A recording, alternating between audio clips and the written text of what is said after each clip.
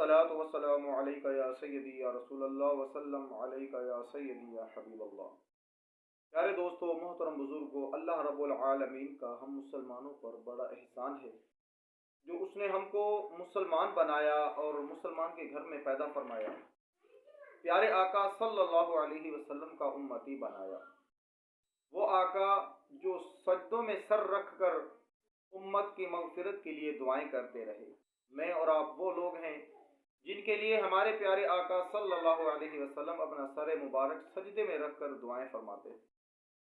अल्लाह ताला ने प्यारे आका सल्लल्लाहु अलैहि वसल्लम के सदके से हमें कुरान मजीद फुरकान हमीद जैसी अजीम नेमत अता फरमाई। वो कुरान जिसमें तमाम आसमानी किताबों का निचोड़ है, जो तमाम आसमानी किताबों का लुबे लुबाब और असल है। प्यारे दोस्तों, मोहतरम बुजुर्गों, प्यारे आका सल्लल्लाहु अलैहि वसल्लम ने इरशाद फरमाया, नमाज में कुरान शरीफ की तिलावत करना बगैर नमाज की तिलावत से अफजल है। यानी कुरान पाक की तिलावत नमाज में की जाए वो अफजल है, और जो बगैर नमाज में तिलावत की जाती है वो उस दर्जे को नहीं पहुंचती जो नमाज में तिलावत की जाती है। इसी तरीके से प्यारे आका ने फरमाया कि बगैर नमाज के कुरान पाक की तिलावत तस्बीह व तकबीर से अफजल है, और तस्बीह व तकबीर से सदका अफजल है, और सदका रोज़ा से अफजल है, और रोज़ा बचाव है आग से ढाल है। इस हदीस मुबारका की रोशनी में कुरान पाक को हमें चाहिए कि नमाज में ज़्यादा से ज़्यादा इसकी तिलावत करें और इसके ज़्यादा से ज़्यादा फ़ज़ाइल हासिल फरमाएं। अगर नमाज में नहीं पढ़ सकते तो नमाज के अलावा तिलावत का एहतमाम किया जाए, क्योंकि वो ये अफजलियत रखता है। और प्यारे दोस्तों, कुरान पाक का निचोड़ जो अल्लाह ताला ने हमें अता फरमाई है, इस कलाम मजीद का निचोड़ अल्लाह ताला ने सूरतुल फातिहा के अंदर रखा है। और सूरतुल फातिहा वो मुख्तसर लेकिन हकाइक व दकाइक पर एक ऐसी अजीम सूरत है जिससे इस मुकद्दस आसमानी किताब का आगाज होता है। प्यारे दोस्तों, तमाम उलूम इस्लामी आसमानी उलूम अल्लाह ताला ने 4 किताबों में इकट्ठे फरमाए। उन चारों किताबों का उलूम कुरान मजीद फुरकान हमीद में इकट्ठा किया गया, और कुरान मजीद फुरकान हमीद का निचोड़ सूरतुल फातिहा के अंदर रखा गया। ये वो अजीम और मुबारक सूरत है अल्लाह ताला ने जो हमें अता फरमाई है, और ये अता प्यारे आका सल्लल्लाहु अलैहि वसल्लम के सदके व वसीले से। प्यारे दोस्तों, कुरान सूरतुल फातिहा की एक आयत की तिलावत करना कुरान पाक के 7वें हिस्से के बराबर है। पूरी सूरत को तिलावत करने से पूरे कुरान मजीद फुरकान हमीद की तिलावत करने का सवाब मिलता है। ये सूरत शिफा है। इसके पढ़ने से अल्लाह ताला शिफा अता फरमाता है, बीमारियां दूर फरमाता है। ये वो अजीम सूरत है जिसको सबअ मसानी कहा गया, यानी वो 7 आयतें जिनको बार बार तिलावत किया जाता है। ये ऐसी अजीम सूरत है जिसको हम सब नमाज में भी तिलावत करते हैं। जिसके बगैर नमाज नामुकम्मल है, नमाज नहीं हो सकती, वो सूरतुल फातिहा है। ऐसी अजीम सूरत जब इसको हजरत जिब्राइल अमीन लेकर आए, साहिब तफसीर रूहुल बयान फरमाते हैं कि इस सूरत को जब नाजिल किया गया, हजरत जिब्राइल अमीन के साथ 70,000 फरिश्ते मौजूद थे। ये वो अजीम सूरत है जो अल्लाह ताला ने हमें अता फरमाई, और 70,000 फरिश्ते इसकी अजमत को जाहिर करने के लिए भेजे गए। अल्लाह ताला ने इस सूरतुल फातिहा में इरशाद फरमाया, अल्हम्दुलिल्लाहि रब्बिल आलमीन अर्रहमानिर रहीम मालिकि यौमिद्दीन इय्याका नअबुदु व इय्याका नस्तईन इहदिनस सिरातल मुस्तकीम सिरातल लज़ीना अनअमता अलैहिम गैरिल मग़दूबि अलैहिम वलद्दाल्लीन। अब हम इसके तर्जमे की तरफ गौर करें। अल्लाह ताला फरमाता है, और ये एक दुआ है जो अल्लाह ताला ने प्यारे आका सल्लल्लाहु अलैहि वसल्लम की उम्मत को अता फरमाई। ये दुआ मांगने का तरीका भी सिखाती है कि दुआ मांगो कि تمام تعریفیں اس اللہ تعالیٰ کے لیے ہیں جو تمام جہانوں کا پالنے والا ہے، جو رحمان بھی ہے، رحیم بھی ہے، جو قیامت کے دن کا مالک ہے۔ اے اللہ، ہم تیری ہی عبادت کرتے ہیں اور تجھ ہی سے مدد چاہتے ہیں۔ اے اللہ، ہمیں سیدھا رستہ عطا فرما، سیدھے رستے پر چلنے کی توفیق عطا فرما، اس رستے پر جس رستے پر چلنے والوں پر تو نے انعام کیا ہے، اور یا اللہ ہمیں ان کے رستے سے بچا جس رستے پر چلنے والوں پر تیرا غیظ و غضب نازل ہوا، اور وہ لوگ جو اس رستے پر چلنے سے گمراہ ہو گئے، ہمیں اس رستے سے بچا۔ اب اس صورت کے متعلق کچھ مختصر نکات ہم پڑھیں گے۔ پیارے دوستو، اس حقیقت کو اس صورت میں واضح کیا گیا ہے کہ تمام تعریفیں اللہ کے لیے ہیں، اور بے شک حقیقت ہے تمام تعریفیں اللہ کے لیے ہیں، کیونکہ وہ تمام جہانوں کو پالنے والا ہے۔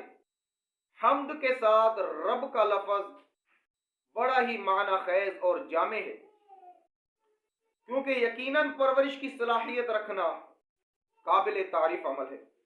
بلا شبہ اشیاء کی تخلیق بھی کمال ہے، لیکن ان کی نشو و نما کا اہتمام اور انہیں منزل تک پہنچانا اور اس کے لیے اسباب کا مہیا کرنا اس سے بھی بڑا کمال ہے۔ ہمیں پیدا مالک نے کیا، یہ اس کا کمال ہے۔ اس کے بعد ہمیں رزق بھی دیا، ہماری نشو و نما بھی کی، ہمیں منزل تک بھی پہنچایا، اور اس سے اسباب بھی پیدا کیے جس سے ہم رزق کما سکتے ہیں۔ یہ ہمارے رب کا اس سے بھی بڑا کمال ہے۔ حقیقت یہ ہے کہ جو کچھ دے اس کی تعریف لبوں پر افشا ہو جاتی ہے، اور پھر وہ ذات جو ہم وقت مخلوق کو رزق عطا کر رہا ہے اور اس کے اسباب مہیا فرما رہا ہے، وہ آخر کیوں کر قابل تعریف نہ ہوگا۔ قانون یہ ہے کہ جس میں جس قدر خوبیاں ہوں گی اس کی اس قدر تعریف کی جائے گی۔ مثال کے طور پر اگر کسی میں 3 خوبیاں ہیں تو وہ 3 تعریفوں کے قابل ہے، اس کی 3 قسم کی تعریف کی جائے گی۔ اور اگر کسی میں خوبیاں کم ہیں اور خامیاں زیادہ ہیں تو اس حساب سے اس کی تعریف کا بھی وہی معیار ہوگا۔ لیکن اگر کسی میں 5 خوبیاں ہوں اور 10 خامیاں ہوں اور اس کی تعریف میں 20 تعریفیں کی جائیں تو پیارے دوستو اس کو کہا جاتا ہے مبالغہ آرائی۔ یہ جھوٹ پر مبنی ہے اور یہ بالکل بھی صحیح نہیں ہے۔ لیکن اگر کسی کی شان میں 10 خوبیاں ہیں اور 5 خامیاں ہیں تو اس کی شان میں 10 خوبیاں ہی بیان کرنی چاہیے۔ اس کی جس میں 10 خوبیاں ہوں اور اس کی شان میں 2 خوبیاں بیان کی جائیں، 2 تعریفیں کی جائیں تو اس کو کہتے ہیں بخیل۔ تو بخالت بھی نہیں چاہیے۔ پر ہم پیارے پاک پروردگار عالم کی کتنی نعمتوں کی بات کریں، اللہ تعالیٰ نے ہمیں اتنی نعمتیں عطا فرمائی ہیں۔ خود ارشاد فرماتا ہے وَإِن تَعُدُّوا نِعْمَتَ اللَّهِ لَا تُحْصُوهَا، اگر تم اللہ کی نعمتوں کو شمار کرنا چاہو تو شمار نہیں کر سکتے۔ لہٰذا بندے کے لیے یہی مناسب تھا کہ وہ اس بات کا اعتراف کرے کہ تمام تعریفوں کا حقدار اللہ تعالیٰ کی ذات بابرکات ہے، اور یہ حقیقت بھی عیاں ہونی چاہیے کہ ہر تعریف و توصیف کا مرجع اللہ تعالیٰ کی ذات بابرکات ہے، اور مخلوق میں سے کسی کی بھی تعریف حقیقت میں اللہ تعالیٰ کی تعریف ہے، کیونکہ اس مخلوق میں خوبیاں رکھنے والی پاک پروردگار عالم کی ذات ہے۔ شاعر کہتا ہے لب پہ آتی ہے جب تعریف کسی کی، مدعا تو ہی ہوتا ہے کہ تو خدا ہے۔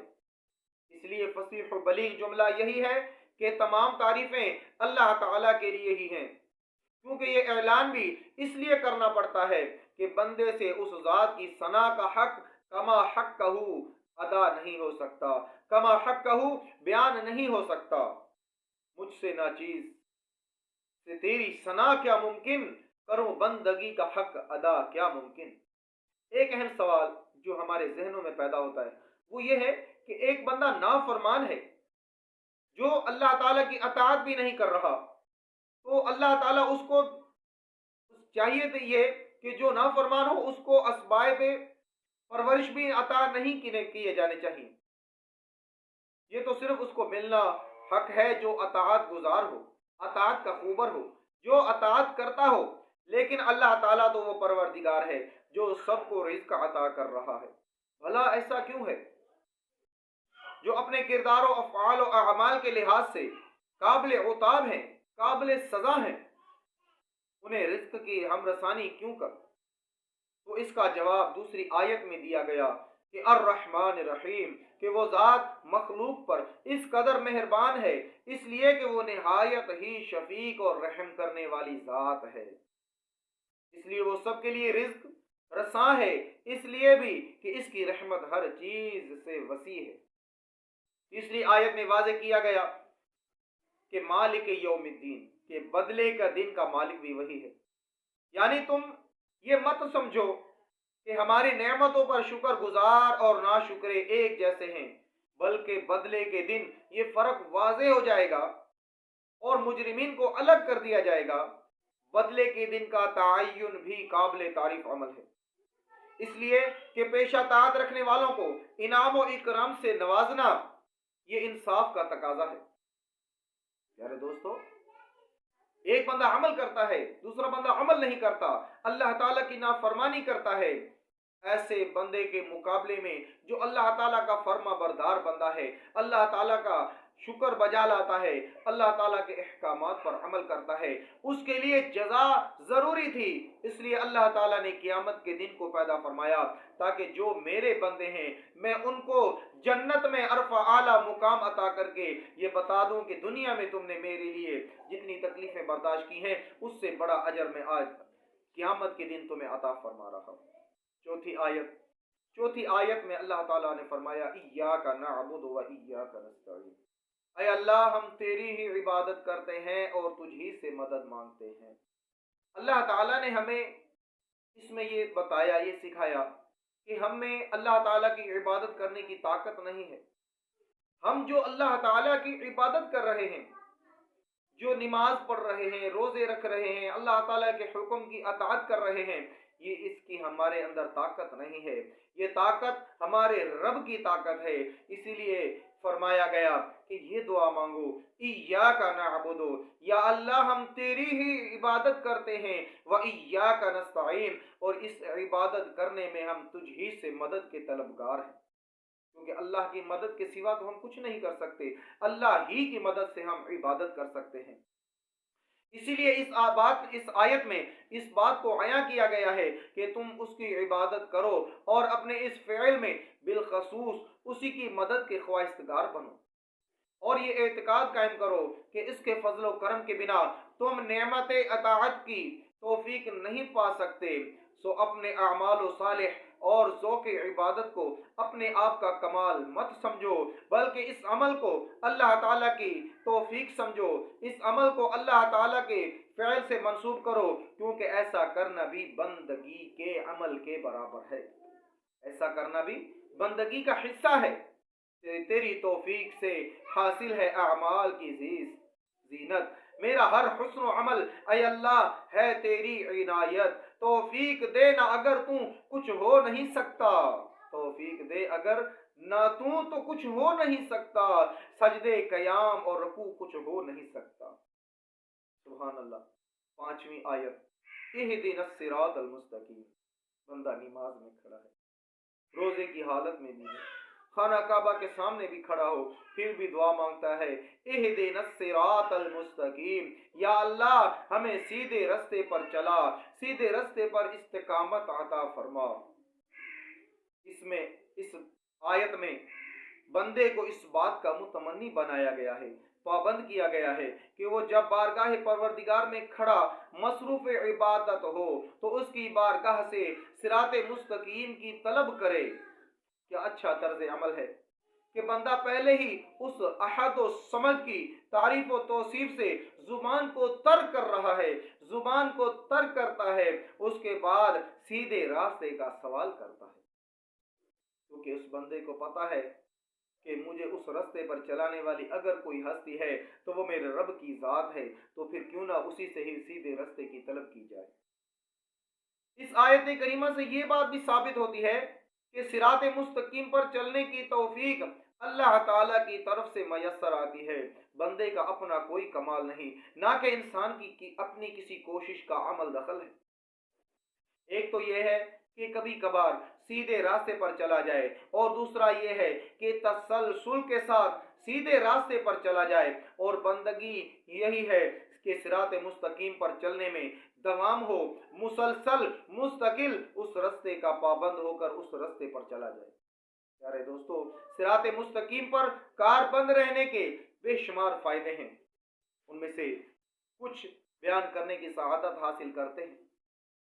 پہلا یہ ہے کہ بندے کا اپنے رب کے ساتھ تعلق قائم ہو جاتا ہے، رابطہ قائم ہو جاتا ہے۔ جب بندہ نماز پڑھے گا، اس رب سے دعا مانگے گا، اس اللہ تعالی سے اس کا تعلق اس طریقے سے مضبوط ہوگا کہ رب کو بھی پتا ہے کہ میرا بندہ میرے علاوہ کہیں نہیں جائے گا، یہ میرا بندہ ہے، مجھ سے طلب کر رہا ہے اور میں ہی اس کو عطا کرنے والا ہوں۔ دوسرا ہے بندے میں خوئے بندگی پیدا ہوتی ہے، یہ جلا پاتی ہے، یہ طاقت حاصل کرتی ہے کہ جس رب کی عبادت تو کر رہا ہے، جب وہ تجھے اپنے راستے پر چلاتا ہے تو اس کی بندگی کرنے کا مزہ آ جاتا ہے۔ نمبر 3 ہے بندے میں عاجزی و انکساری، بندہ عاجزی و انکساری کا پیکر بن جاتا ہے، بندے میں عاجزی آ جاتی ہے۔ شیطان میں تکبر تھا، تباہ و برباد ہو گیا، لیکن بندے میں عاجزی آ جاتی ہے۔ جیسے جیسے اس کے درجات بلند ہوتے ہیں، ویسے ویسے اس میں عاجزی زیادہ سے زیادہ ہوتی جاتی ہے۔ بندے میں اپنے رب کے لیے جذبہ اطاعت پیدا ہوتا ہے۔ اہدنا الصراط المستقیم، صراط مستقیم پر چلنے سے بندے میں اپنے رب کے لیے جذبہ اطاعت پیدا ہوتا ہے۔ دوسرا ہے دل میں محبت الہی جگہ پاتی ہے جو کہ عین عبادت ہے۔ دل میں محبت الہی مضبوط ہوتی ہے کہ یا اللہ تو ہی ہے جو مجھے اس راستے پر چلانے والا ہے۔ بندے میں تصور آخرت مضبوط ہوتا ہے کہ اگر میں غلط راستے پر چلا تو قیامت کے دن مجھے عذاب کا سامنا کرنا پڑے گا، اس لیے دعا مانگتا ہے کہ یا اللہ مجھے سیدھے راستے پر چلا۔ تو اس کا جو عقیدہ ہے کہ قیامت کا دن ہے، اس پر اس کا عقیدہ اور بھی مضبوط ہو جاتا ہے، بندہ نیکی اور بھلائی کی طرف مائل ہو جاتا ہے، بندہ شیطان مردود کے حملوں سے حفاظت میں آ جاتا ہے۔ عند اللہ بندے کا درجہ اور مقام بلند ہوتا چلا جاتا ہے، بندے میں توکل جیسی نعمت نمو پاتی ہے۔ پیارے دوستو، اسی تصور کو قرآن مجید نے واضح کیا ہے کہ اپنے رب کی اطاعت کر یہاں تک کہ تجھے موت آ جائے، یعنی مرتے دم تک اللہ تعالیٰ کی اطاعت کو قائم رکھا جائے۔ اور قرآن نے یہ بھی واضح کیا ہے کہ اے ایمان والو، اللہ سے ڈرو اور نہ مرو مگر تم حالت ایمان میں، یعنی اللہ سے ڈرتے رہو، اور جب تمہیں موت آئے تو تمہارے اندر ایمان ہو، ایمان کے ساتھ تمہیں موت آئے۔ بندے میں توکل جیسی نعمت نمو پاتی ہے، بندے میں توکل جیسی نعمت نمو پاتی ہے، توکل اس کے اندر اور بھی مضبوط ہو جاتا ہے اس بندے میں جس میں اہدنا الصراط المستقیم پر چلنے کی توفیق حاصل ہو جاتی ہے۔ ایک سوال یہ ہے کہ صراط مستقیم کی پہچان کیسے ہو اور اس کے تقاضوں سے شناسائی کس طرح ہو، اس معمے کو بھی اگلی آیت میں حل کر دیا گیا ہے اور بتا دیا گیا ہے کہ ان لوگوں کا راستہ طلب کرو جو اللہ تعالیٰ کی طرف سے انعام یافتہ ہیں، اور وہ چار طبقات ہیں جن کو اللہ تعالیٰ نے قرآن پاک میں بھی ان کا ذکر فرمایا ہے۔ اللہ تعالیٰ نے فرمایا اولئک الذین انعم اللہ علیہم من النبیین والصدیقین والشہداء والصالحین۔ اللہ تعالیٰ نے فرمایا کہ یہ وہ لوگ ہیں جن پر اللہ تعالیٰ کا انعام ہے، پہلے نمبر پر نبیین، دوسرے نمبر پر صدیقین، تیسرے نمبر پر شہداء، اور چوتھے نمبر پر صالحین، بندے جن کو اللہ تعالیٰ نے پسند فرمایا۔ اللہ تعالیٰ کو اتنے پسند ہیں، اللہ تعالیٰ نے ان کے اوپر انعام و اکرام فرمایا، اور بندے کو بھی یہی کہا ہے کہ صراط الذین انعمت علیہم، اللہ یا اللہ ہمیں اس راستے پر چلا جس پر چلنے والوں پر تو نے انعام کیا ہے۔ سبحان اللہ۔ پیارے دوستو، یہاں ایک امر قابل التفات ہے کہ بندگی کے چار درجات ہیں۔ ایک ہے تسلسل کے ساتھ تعلق باللہ، دوسرا ہے جس صداقت کی گواہی دی، اس صداقت پر عملاً اور قولاً دونوں طرق سے کاربند رہنا۔ تیسرا ہے محبت الہی میں اس مقام تک پہنچنا کہ اپنی جان اس کی خاطر قربان کرنے کا جذبہ ہو۔ نمبر 4 ہے نیکی اور تقوی و اعمال صالحہ کو اپنا شعار بنانا۔ نیکی کے 2 درجے ہیں، نیک اعمال کرنا اور برے اعمال و افعال سے اجتناب کرنا۔ یہی وجہ ہے کہ سورۃ فاتحہ میں بندہ ان لوگوں کے راستے سے چلنے پر رب سے دعا کرتا ہے کہ اے اللہ مجھے ان لوگوں کے راستے پر چلنے سے بچا جو گمراہ ہیں، جن پر تیرا غیظ و غضب نازل ہوا ہے، جو تباہ و برباد ہو گئے ہیں۔ یا اللہ شیطان کے راستے سے بچا، یا اللہ فرعون کے راستے سے بچا، یا اللہ نمرود کے راستے سے بچا۔ یہ وہ لوگ ہیں جو گمراہ بھی ہو گئے، تباہ و برباد بھی ہو گئے، جن پر ہمارے رب کا غیظ و غضب بھی نازل ہوا۔ اور بندے کو یہی سکھایا گیا ہے کہ اے بندے تو اپنے رب کے حضور دعا کر غیر المغضوب علیہم ولا الضالین، یا اللہ وہ لوگ جن پر چلنے والوں پر تیرا غیظ و غضب نازل ہوا، یا وہ لوگ جو گمراہ ہو گئے، ہمیں ان کے راستے سے بچا۔ اللہ تعالی ہم سب کو جو کچھ طلب کیا ہے